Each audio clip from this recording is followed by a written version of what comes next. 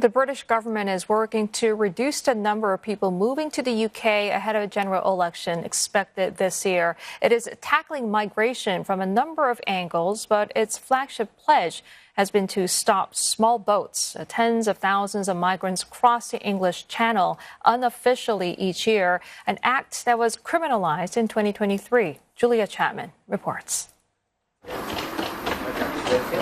Applying for asylum is a waiting game. In the UK, many refugees have lived in uncertainty for years. Abiwat fled civil war in Ethiopia in 2021, making his way to France before travelling by small boat to the UK. His asylum claim was recently approved, but he's been unable to work until he receives an ID card. So he lives off a government handout. I get like £48, £49 with weekly. I just prepare myself, I just cook myself and I survive my life. That's good, but it's really boring because you always sit, you are not allowed to work, you cannot go anywhere. That's really, but it's fine.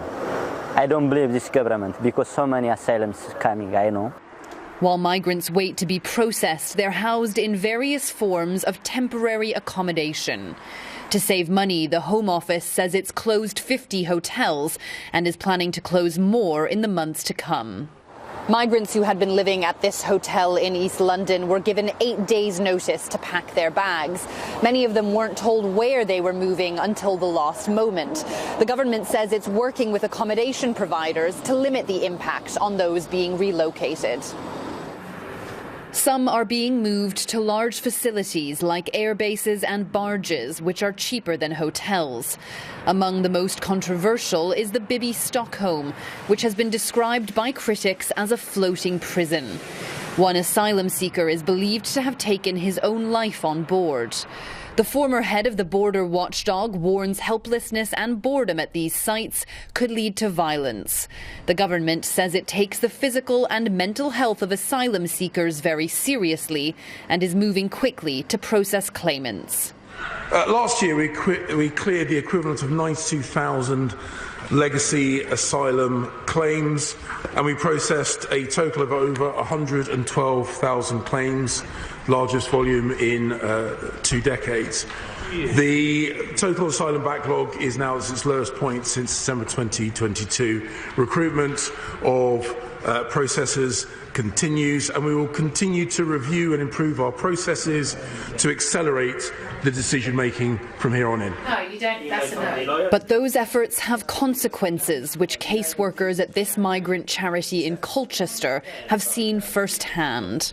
Towards the end of the year, we were just dealing with an avalanche of homelessness in Colchester. So, whereas at the beginning of last year, we might have been seeing 1 or 2 of our clients being granted status or refused per week. By the end of last year, in the last 2 or 3 months of last year, we were dealing with 4 or 5 people a day in Colchester.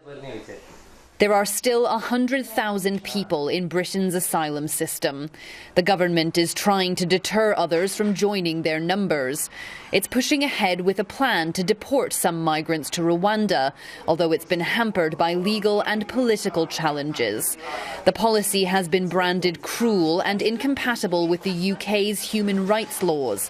But in an election year, getting tough on migrants is seen as a priority.